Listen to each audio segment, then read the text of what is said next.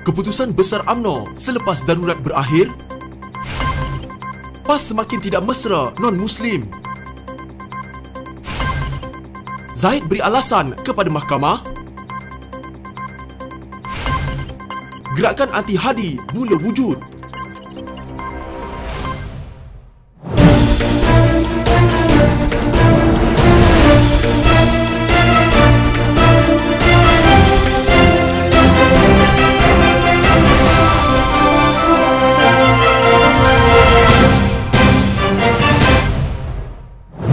Selepas muncul dakwaan Presiden UMNO Ahmad Zahid Habibie menggunakan kuasa veto untuk menolak jawatan timbalan Perdana Menteri dan memutuskan kerjasama dengan Bersatu, seorang ahli majlis tertinggi parti itu tampil memberi penjelasan. Enggan namanya didedahkan, ahli MT terbabit berkata isu jawatan TPM dibangkitkan pihak tertentu dalam mesyuarat mereka di Janda Baik Pahang Jumaat lalu. Katanya cadangan tersebut dibangkitkan dengan harapan UMNO akan menerimanya. Alasan yang diberikan ahli MT berstatus menteri itu, kata sumber berkenaan, ialah UMNO akan hilang peruntukan RM600 juta jika jawatan itu disandang orang lain. Menurut sumber itu lagi, nama yang disebut mungkin akan mengisi jawatan tersebut ialah Ketua Penerangan Perikatan Nasional Muhammad Azmin Ali. Terdapat 4 orang daripada kluster menteri yang bersuara agar UMNO terus bekerjasama dengan Bersatu. Tapi cadangan mereka itu tidak disambut oleh ahli MT yang lain. Sebab itu, tidak ada pengundian, katanya. Istilah kluster menteri itu merujuk kepada pemimpin UMNO yang dilantik menyertai Kabinet Muhyiddin Yassin. Untuk rekod ketika ini, ada 9 ahli parlimen UMNO di bawah menyertai Kabinet dengan jawatan paling kanan ialah Naib Presidennya Ismail Sabri Yaakob. Ahli parlimen Bera itu adalah satu-satunya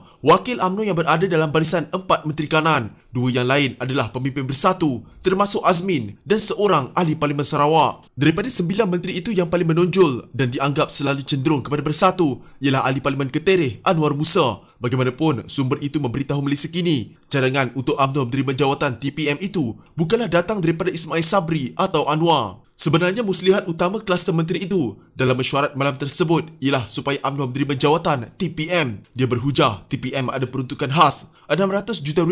Maka amat rugi jika UMNO terlepas jawatan ini kepada Azmin, katanya. Namun setelah dijelaskan oleh Ahmad Zahid bahawa UMNO tidak pernah menerima tawaran jawatan TPM sama ada secara hitam putih atau secara lisan, mereka terkedu. Maka terdedahlah rupanya cerita jawatan TPM ini dibangkitkan dalam MT berkenaan kerana ia dirancang oleh kluster menteri yang kemaruk mahu UMNO menjadi TPM. Tambahnya lagi, semalam membetik sumber dalaman UMNO, Malaysia Kini melaporkan parti terbabit membuat keputusan untuk mengakhiri kerjasama dengan Bersatu serta Perikatan Nasional sebaik saja darurat berakhir. UMNO membuat keputusan mengakhiri kerjasama dengan Bersatu sebaik saja darurat kesihatan tamat. Presiden mengumumkan perkara itu dalam mesyuarat MT UMNO. UMNO juga tidak akan menerima sebarang pelawaan berkait dengan jawatan TPM, katanya. Bagaimanapun, UMNO dalam kenyataannya selepas itu menafikan dakwaan berkenaan. Dalam pada itu, ahli MT berkenaan berkata tidak timbul isu Presiden menggunakan kuasa veto kerana tiada pengundian dibuat ketika mesyuarat berkenaan. Tidak timbul soal Zahid menggunakan kuasa veto dalam isu nak putuskan kerjasama dengan Bersatu pada PRU ke-15 nanti kerana tiada pengundian berlaku. Jika tidak ada keputusan majoriti atau minoriti, justru tak timbullah isu kuasa veto. Mesyuarat tersebut hanya mengesahkan pendirian 147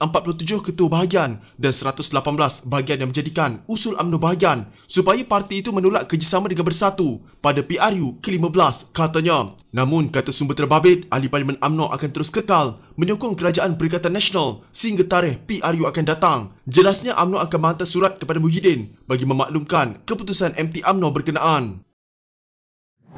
Setiausaha Kebangsaan Dewan Himpunan Pendukung PAS DHPP S. Baratidasan mengumumkan meninggalkan parti dan melepaskan semua jawatan yang disandang dalam Dewan berkenaan. Ini selepas dia mendakwa menghadapi kesulitan membawa suara bukan Muslim melalui platform itu. Dengan rasa rendah diri, saya memohon melepaskan semua jawatan yang disandang dalam DHPP. Tujuan peletakan jawatan ini adalah disebabkan masalah dan kesulitan yang tidak dapat dielakkan dalam DHPP dan isu-isu yang berterusan berlaku sehingga saya tidak dapat membawa suara rakyat bukan Muslim, khususnya masyarakat kaum India, katanya kepada Malaysia Kini. Tambahnya, dia telah menghantar surat letak jawatan bertarikh 22 Disember 2020 yang diserah pada 30 hari bulan Disember 2020 kepada Setiausaha Agung PAS Pusat memandangkan pandemik COVID-19 yang makin berterusan sehingga banyak mesyuarat DHPP Pusat terpaksa ditunda. Maka DHPP PAS Pusat mengadakan mesyuarat Dewan Hariannya pada 21 hari bulan Februari 2021 dan menerima keputusan saya untuk melepaskan semua jawatan, katanya. Selain Setiausaha, Bharati Dasan turut menyandang urus setia DHPP Pusat, Ketua DHPP Wilayah Persekutuan, Pengarah Pilihan Raya DHPP Pusat, AJK Lajnah Kebajikan dan Kemasyarakatan PAS Pusat dan AJK Bakit. Dia menyertai DHPP pada tahun 2016.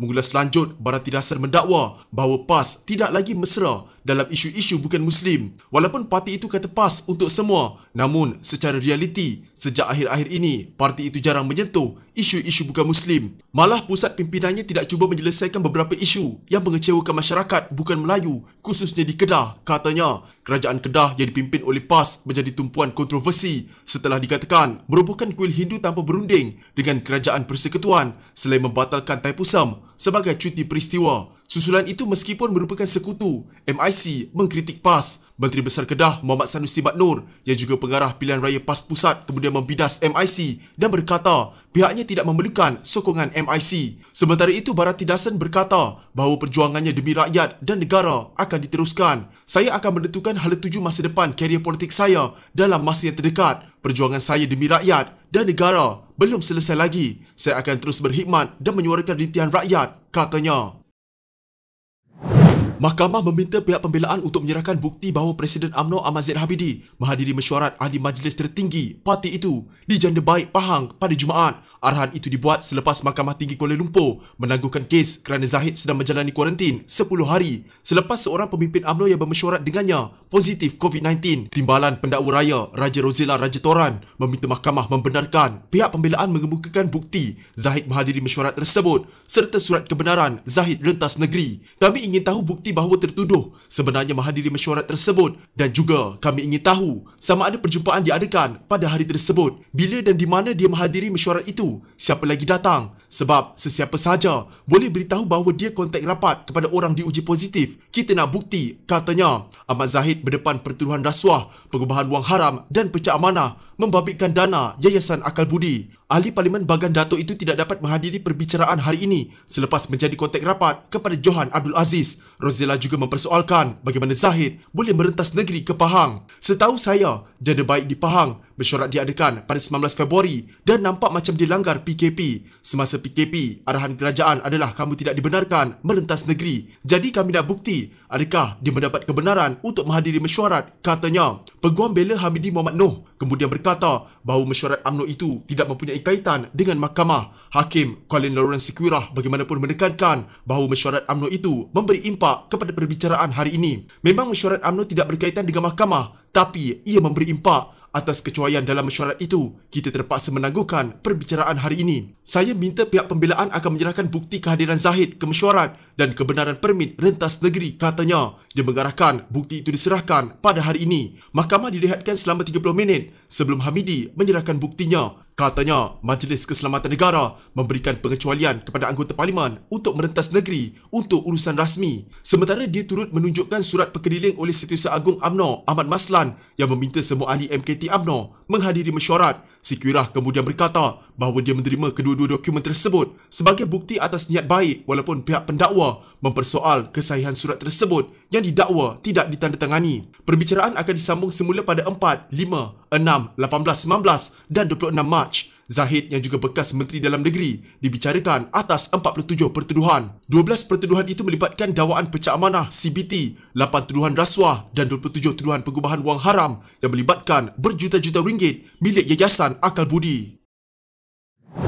Lagi pemimpin kanan PAS tampil menafikan wujud gerakan untuk menjatuhkan Presiden PAS Abdul Hadi Awang setelah dakwaan itu mula bermain di media sosial sejak minggu lalu. Walaupun masih tiada bukti konkret dikemukakan buat masa ini, Timbalan Presiden PAS Tuan Ibrahim Tuan Man memberitahu bahawa semua kabar angin itu tidak betul. Maaf, tak ada isu pun, cerita tak betul, katanya ringkas ketika diminta mengulas mengenai dakwaan tersebut oleh Malaysia Kini. Setakat ini ketika ditanya media, pemimpin PAS menafikan gerakan itu. Mereka termasuk Mursyidul Ampas Hashim Jassin dan anggota jawatan kuasa kerjanya Nasruddin Hassan. Pesuruhjaya PAS dari 4 negeri, Terengganu, Johor, Melaka dan Negeri Sembilan turut menafikan dakwaan sama. Ketua Penerangan PAS Negeri Sembilan, Bazli Bakar antaranya, menyifatkan dakwaan itu sebagai perbuatan kawan-kawan yang nakal. Manakala pesuruhjayanya, Rafi'i Mustafa, mendakwa ia mainan musuh. Spekulasi dan penafian-penafian itu dilaporkan oleh harian berbahasa Melayu, Sinar Harian serta beredar di media sosial ketika Hadi dimasukkan ke Institut Jantung Negara kerana sesak nafas pada 16 Februari lalu. Ia dikatakan mempunyai kaitan dengan Hala 7 PAS untuk memilih sama ada bersama UMNO atau bersatu dalam pilihan raya umum akan datang. PAS kini menjadi sekutu kepada kedua-dua gabungan yang berbeza iaitu Muafakat Nasional dan Perikatan Nasional. Dilema itu muncul selepas UMNO dilihat mungkin membawa haluan tanpa bersatu dalam PRU ke-15. Terdahulu Sinar Harian melaporkan terdapat kabar angin yang memberi gambaran wujudnya gerakan untuk menjatuhkan Hadi, membabitkan pemimpin parti itu sendiri. Hadi adalah presiden paling lama dalam sejarah PAS dan mengetuai parti itu sejak 2002. Akhbar itu juga menyebut ada dakwaan wujud rakaman audio perbualan di antara Hashim dan Setiausaha Majlis Syura Ulama PAS Muhammad Khairuddin Ahmad Razali berkait isu berkenaan. Ia dikatakan merakam perasaan tidak puas hati Muhammad Khairuddin terhadap Hadi dan Hashim didakwa bersetuju dengan apa yang diperkatakan Menteri Perusahaan, Peladangan dan Komoditi itu. Hashim bagaimanapun menafikan perkara itu dan mencabar rakaman itu didedahkan jika benar ada. Audio apa yang dimasukkan? Tidak ada audio seperti didakwa. Saya nafikan apa yang disebarkan itu. Beliau dilaporkan sebagai berkata. Sementara itu, tulisan pojok oleh Awang Paku Serpih di Sinar Harian pula mengingatkan bahawa air tenang jangan disangka tiada buaya. Rupanya air tenang jangan disangka tiada buaya. Dalam cawan pun air boleh berkocak. Kata orang, kalau tak ada angin, pokok tak bergoyang. Jikalau tak betul, masakan orang-orang besar PAS keluar kenyataan dan buat penafian, kata penulis seperti disiarkan 20 Februari lalu. Sementara beberapa wartawan Malaysia kini juga menerima rakaman suara daripada pihak tidak dikenali yang menghentam Khairuddin yang didakwa mempunyai peranan dalam gerakan itu. Perkara ini juga masih tidak dapat disahkan buat masa ini. Malaysia kini telah cuba menghubungi Muhammad Khairuddin yang juga anggota Parlimen Kuala Nerus sejak minggu lalu dan masih menunggu maklum balas berkaitan dakwaan-dakwaan terhadapnya. Dalam perkembangan sama, bekas Ketua Ulama PAS Pahang, Mukhtar Senik, dalam hantaran di Facebook memberi peringatan supaya PAS berwaspada dengan tindakan musuh. Dengan memetik isu perpecahan yang terjadi pada 2015, Mukhtar berkata, selepas gagal memecahkan Muafakat Nasional dan Perikatan Nasional, musuh akan pecahkan UMNO, Bersatu dan PAS dari dalam. Apabila masing-masing dah pecah, bergabunglah macam mana pun tidak akan kuat lagi. Kepimpinan PAS di semua peringkat jangan tertelan pilhas